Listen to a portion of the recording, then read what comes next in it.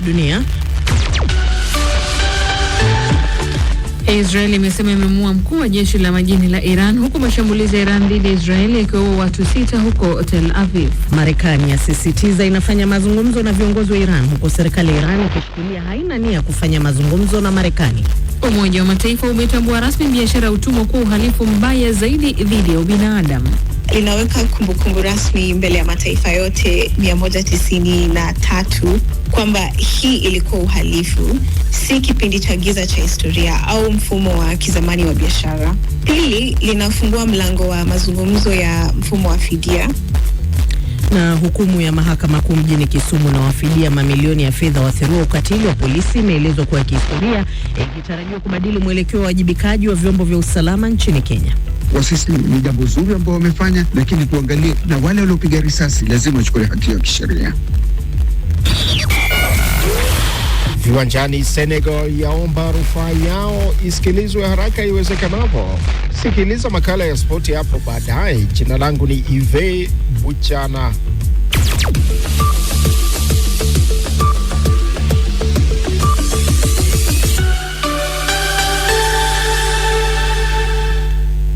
Lakini kwanza ni taarifa ya habari za dunia ukiwa nami Mariam Mujahid.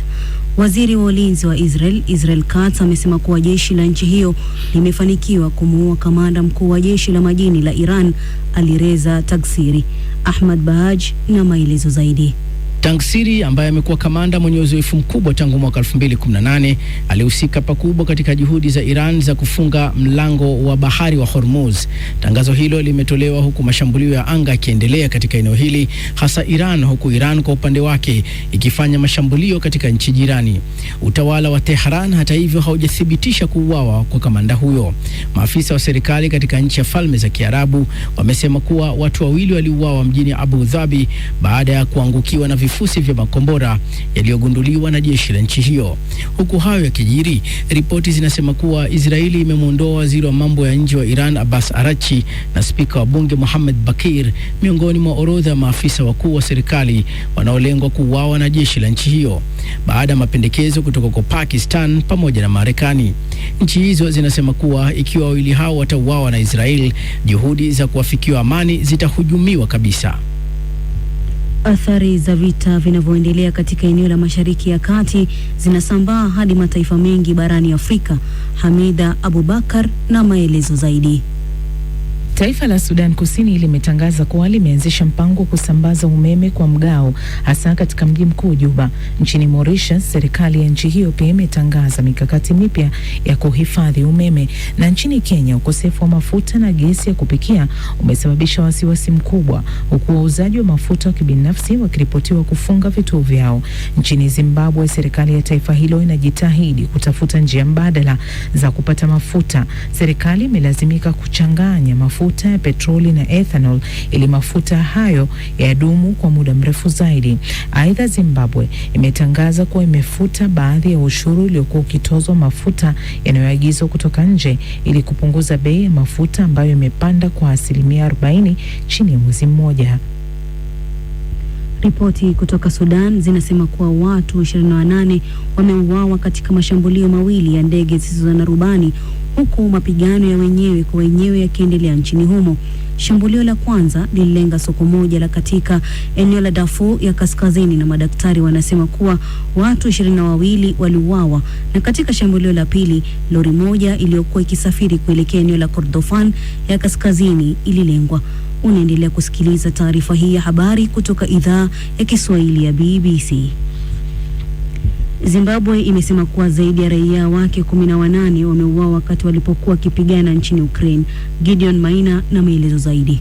Serikali ya nchi hiyo imesema kuwa zaidi ya raia wake 60 wamekwama katika uwanja wa vita nchini Ukraine. Makumi ya raia wa Zimbabwe wamesajiliwa kujiunga na jeshi la Urusi ili kusaidia vita vyake nchini Ukraine, na serikali ya Zimbabwe imesema kuwa inaamini kuwa raia wake walihadaiwa na mitandao ya walaguzi wa watu kwa ahadi ya kuwapa kazi mjini Moscow. Utawala wa Harare umeanzisha mazungumzo na utawala wa Moscow ili kusafirisha nyumbani miili ya raia wake waliouawa nchini Ukraine, na pia kuhakikisha kuwa wale walio hai wamerejea nyumbani salama. Idara ya ulinzi pia imesema kuwa imeanzisha mchakato wa kuwasaka maajenti wanaowasajili raia wake kwenda kujiunga na jeshi la Urusi. Kesi dhidi ya aliyekuwa rais wa Venezuela Nicolas Maduro na mkewe Cecilia Flores kuendelea leo katika mahakama mjini New York. Wawili hao walikamatwa na wanajeshi wa Marekani wakati uvamizi uliofanyika katika mji mkuu Caracas Januari mwaka huu. Wawili hao wamekuwa kizuiliwa katika gereza la Brooklyn mjini New York. Maduro na mkewe wamekanusha mashtaka ya kuhusika na ulanguzi wa mihadarati na ugaidi unaohusishwa na biashara hiyo. Kamati ya michezo ya Olimpiki duniani IOC imetangaza marufuku ya wanawake waliobadilisha jinsia kushiriki katika michezo yote ya wanawake. IOC imetangaza kuwa itaanza uchunguzi maalum wa jinsia ambao utatumiwa kuamua ikiwa mwanariadha anastahili kushiriki au la. Uchunguzi huo utaanzishwa kabla ya michezo ya Olimpiki ya mwaka 2028. Hii ni BBC. Naam, ni taarifa ya habari za dunia imesomwa kwako na Mariam Mujahid akiwa katika studio zetu Nairobi nchini Kenya. Matangazo haya msikilizaji ni ya jioni ya Dira ya Dunia kutoka hapa idhaa ya Kiswahili ya BBC ikikutangazia kupitia redio ya shirika mbalimbali. Ukiwa kule nchini Kenya unaweza kutusikiliza kupitia 93.3 kule Mombasa, lakini Nakuru na Kisumu 88.1. Nchini Tanzania unaweza kutusikiliza kupitia redio ya shirika kiwemo CGFM kule Tabora, Classic FM, Radio 5 na Radio Kwizera kule Ngara. Uganda, Voice of Busoga, Voice of Karamoja na Voice of Muhabura. Jamhuri ya Kidemokrasia ya Kongo, Radio Muungano Beni na Lizadao Radio. Internet ni katika bbcswahili.com. Msikilizaji, matangazo haya pia hukujia moja kwa moja kupitia ukurasa wetu wa Facebook. Rambaza tu pale andika BBC Swahili. Tunakukaribisha kwa mara nyingine tena. Mimi ni Skola Kisanga nikiwa katika studio zetu za Dar es Salaam. Mwenzangu Nairobi, Karo Robi. Karo, karibu. Asante Skola. Msikilizaji, kama ulivyosikia kwenye taarifa ya habari za dunia, mzozo wa Mashariki ya Kati bado haujasita. Israel inasema imemuua mkuu wa jeshi la majini wa Iran. Waziri wa ulinzi wa Israel Katz amesema Alireza Tangisri amelipuliwa katika shambulizi lilomlenga pamoja na maafisa wengine waandamizi wa jeshi hilo la majini. Bwana Katz amesema Tangsiri alihusika moja kwa moja na kuzuiwa kwa shughuli katika mlango bahari wa Hormuz. Hayo yanajiri huku mashambulizi kutoka pande zote mbili yakiendelea. Zaidi na Nairobi.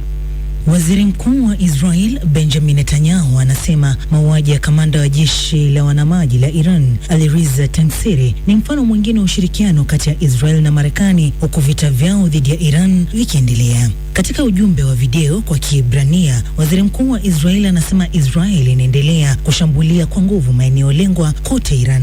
Pia anarejelea maoni ya awali kutoka kwa waziri wa ulinzi wa Israel Katz kwamba Tangsiri akisema alichukua nafasi kubwa katika kufungwa kwa mlango bahari wa Hormuz. Mtu huyo alikuwa na damu nyingi mikononi mwake, Netanyahu anasema, na kuongeza kuwa huu ni mfano mwingine wa ushirikiano kati yetu na rafiki yetu Marekani kuelekea lengo la pamoja la kufikia malengo yetu ya vita. Rais wa Marekani Donald Trump ameionya Iran leo hii kushiriki katika mazungumzo ya kumaliza vita vya Mashariki ya Kati kabla haijachelewa, baada ya Iran kukataa hadharani mapendekezo ya Marekani kusuluhisha mzozo huo uliodumu kwa takriban wiki 4. Onyo la Trump lilijiri wakati Israel iliposema kuwa imemuua kamanda wa jeshi la wanamaji. Ninachokuambia ni tunashinda kwa kiasi kikubwa. Hakuna aliyeweza kufanya tunachofanya huko Mashariki ya Kati, haswa Iran. Na wanajadiliana, wanataka sana kuwa na mkataba, ila wanaogopa kusema kwa sababu wanaofia watauawa na watu wao wenyewe, na wanaogopa pia kuuawa na sisi. Hakuna mtu anayetaka hiyo kazi ya kuwa kiongozi wa Iran wakati huu. Matumaini ya kumalizika kwa mazungumzo ya vita ya Marekani na Israel dhidi ya Iran ambayo yamegubika sehemu kubwa eneo hilo yaliongezeka baada ya Marekani kusemekana kuweka mpango wa amani kwa Iran, lakini kwa Jamhuri ya Kiislamu kukanusha pande hizo mbili. Lakini Pakistani imedhibitisha leo hii kuwa kweli ilikuwa ikiwezesha mazungumzo yasiyo ya moja kwa moja ya Marekani na Iran kwa kutuma ujumbe, na kwamba mpango wa Marekani wenye pointi 15 ulikuwa unajadiliwa na Iran.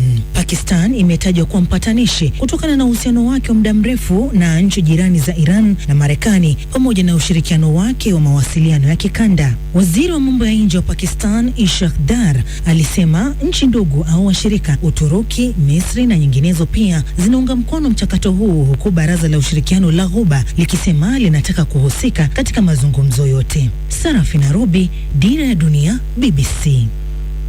Na asante Sarafina Robi kwa taarifa hiyo, lakini bado tunaendelea kuangazia mzozo huu wa Mashariki ya Kati unaendelea kufukuta, na kauli za vuta ni kuvute Marekani na Iran zinamaanisha nini katika mzozo huu. Muda mfupi tu uliopita nimezungumza na mchambuzi wa siasa za Marekani Mubelwa Bandio akiwa Marekani. Mvutano uliopo hasa katika kauli, nafikiri tunamaanisha jambo moja tu, kwamba tuko na pande mbili. Propaganda, kama nilivyosema, propaganda ni sehemu ya vita, lakini kuna swala la nani aaminiwe katika hizo propaganda, na changamoto kubwa inakuja kwamba wakati Donald Trump anapiga kampeni anasema kwamba tayari yuko na plan ya kumaliza vita vya Ukraine ndani ya saa 24, na jana ametuambia kwamba yuko na plan ya kumaliza vita hivi ndani ya siku 5, baada ya kuaisha tuambia kwamba angemaliza vita vya Russia baada ya muda mfupi. Kwa hiyo tunapata wasiwasi wa nini anakisema, kwa sababu sasa hivi imeshakuwa kama kawaida kwamba huwezi kuamini kila kinachotoka katika kinywa cha Rais Donald Trump, hasa pale ambapo huwa anajitahidi kutotoa details, kwa maana hatotoa deadline, hatotoa anazungumza na nani na vitu kama hivyo. Kwa hiyo tumefikia wakati ambao nafikiri anazungumza na hadhira yake zaidi, lakini ipo hadhira ambayo sasa ameanza kuipoteza, na nafikiri inamtisha hasa kuelekea katika uchaguzi katikati ya muhula wa Novemba. Donald Trump anatafuta nini hasa? Kwa sababu tukiangalia hapa amekuwa akisema wamefanya mazungumzo ama watafanya mazungumzo na Iran, na alisema yatamaliza hivi vita kama ulivyosema, lakini Iran imekuwa ikikanusha kile ambacho amekuwa akikizungumza. Nini anachokitaka na wasiwasi wake ni nini hasa katika vita hivi vya kwake yeye Marekani na Israeli dhidi ya Iran? Nafikiri uongozi wa sasa kwa bahati mbaya ulihadaishwa na kilichotokea Venezuela. Walikwenda wakafanya shambulio fupi Venezuela, wakakamilisha walichokitaka, wakarudi na kila kitu kikatulia.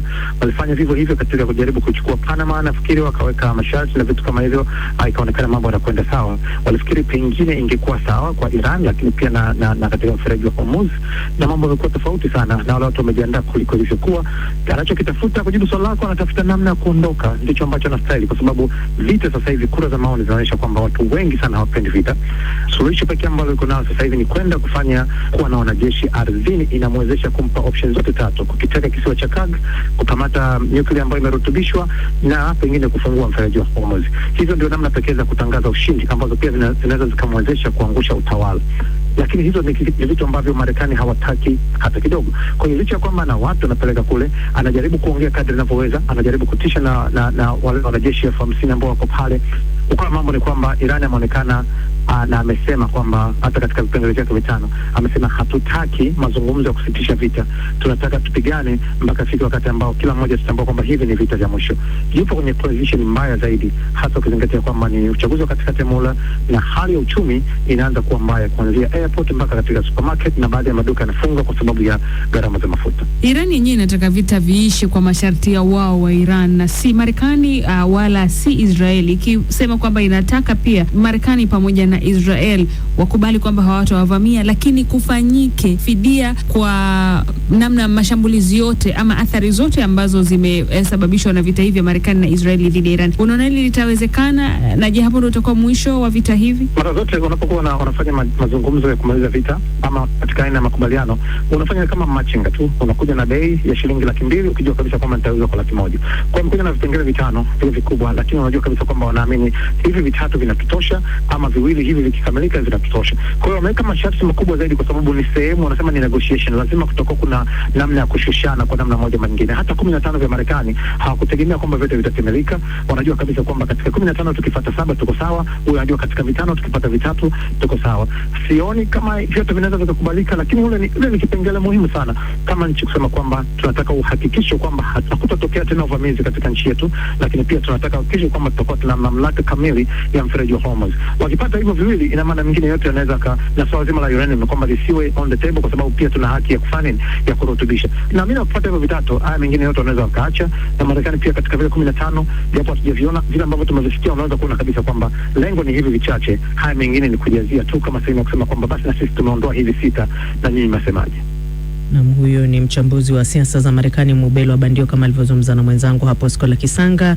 Napata fursa ya kusoma maoni yako ulionitumia kwenye ukurasa wetu wa Facebook BBC News Swahili. Said Makusanya, asante kwa kuwa nasi kwenye matangazo haya, pamoja na Magige Gikaro ukiwa kule Tarime mkoa wa Mara Tanzania. Jafari Kopo unasema nawe unatutegea sikio ukiwa kule mjini Moshi. Ismail Hussein uko Dar es Salaam unasema hivyo vita vya Iran na Israel vilikuwa vimepangwa, kwa sababu mbona hakuna mazungumzo mpaka sasa, ni kizungumkuti.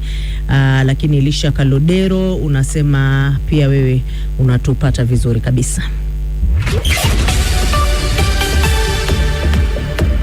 Ni matangazo ya Dira ya Dunia kutoka idhaa ya Kiswahili ya BBC. Taarifa kuu katika Dira ya Dunia leo jioni: Israel yasema imemuua mkuu wa jeshi la majini la Iran, huku mashambulizi ya Iran dhidi ya Israel yakiua watu 6 Tel Aviv. Marekani yasisitiza inafanya mazungumzo na viongozi wa Iran, huku serikali ya Iran ikishikilia haina nia ya kufanya mazungumzo na Marekani. Na Umoja wa Mataifa umetambua rasmi biashara ya utumwa kuwa uhalifu mbaya zaidi dhidi ya ubinadamu.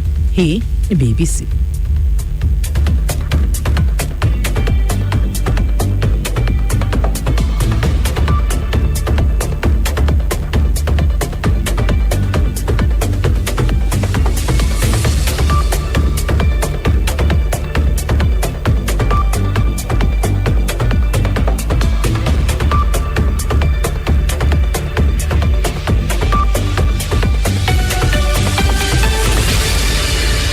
Hii ni BBC, matangazo ya jioni ya Dira ya Dunia. Msikilizaji